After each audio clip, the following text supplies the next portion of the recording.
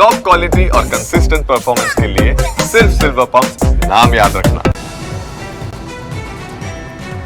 રાજ્યમાં વૈશાખમાં અષાઢી માહોલ રહેવાની આગાહી આગામી 5 દિવસ સુધી કમોસમી વરસાદનો રહેશે પ્રભાવ કચ્છ સૌરાષ્ટ્ર અને દક્ષિણ ગુજરાતમાં પવન સાથે વરસાદની સંભાવના પવનની ગતિ 40 થી 50 કિલોમીટર પ્રતિ કલાકની રહેવાની શક્યતા સાયક્લોનિક સર્ક્યુલેશન સક્રિય થતા પડશે વરસાદ સૌરાષ્ટ્રના રાજકોટ અમરેલી ભાવનગર તેમજ જૂનાગઢમાં વરસાદની આગાહી તો અરવલ્લી મહીસાગર પંચમહાલ દાહોદ વડોદરા સહિતના મધ્ય ગુજરાતમાં પણ માવઠું થવાના એંધાણ દક્ષિણ ગુજરાતના તાપી ડાંગ નવસારી અને વલસાડમાં પણ જોવા મળશે વરસાદી માહોલ રાજ્યમાં 25 મે બાદ ફરી કમોસમી વરસાદની આગાહી અંબાલાલ પટેલના મતે બંગાળના ઉપસાગરમાં અને અરબી સમુદ્રમાં વાવાઝોડું બનશે જે ચક્રવાતના કારણે ઉત્તર ગુજરાત અને સૌરાષ્ટ્રમાં ગાજવીજ સાથે વરસાદ લાવશે તો કેટલાક વિસ્તારોમાં આંધી વંટોળ સાથે વરસાદની પણ શક્યતા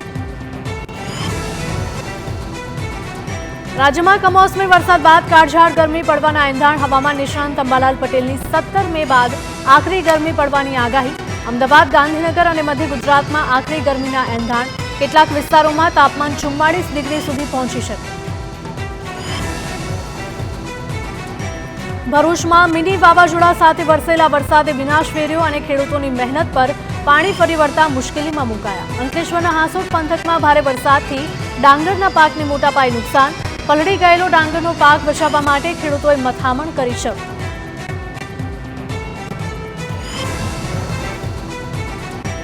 ડાંગરનો તૈયાર પાક બચાવવા માટે ઝડપી ખેતરમાંથી બહાર કઢાઈ રહ્યો છે ખેતરોમાં પાણી ભરાયા હોવાથી રોડ પર સૂકવી રહ્યા છે ડાંગરનો પાક આ સાથે જ કુડાદરાથી પંડવાઈને જોડતા માર્ગ પર ઠેર ઠેર રોડ પર ડાંગરનો પાક સૂકવેલો જોવા મળ્યો ખેડૂતો સરકાર સમક્ષ નુકસાની સામે સહાયની પણ કરી રહ્યા છે માંગ ભાવનગરમાં કમોસમી વરસાદે ખેડૂતોની મહેનત પર પાણી ફેરવ્યું વાળુકડ બુધેલ ભંડારિયા સહિતના ગામોમાં કેળનો પાક જમીનદોસ્ત થતા ખેડૂતોની હાલત દયનીય બની ભારે પવનના કારણે કેરી અને લીંબુ પણ ખરી પડતા બાગાયતી પાકમાં મોટા પાયે આર્થિક નુકસાન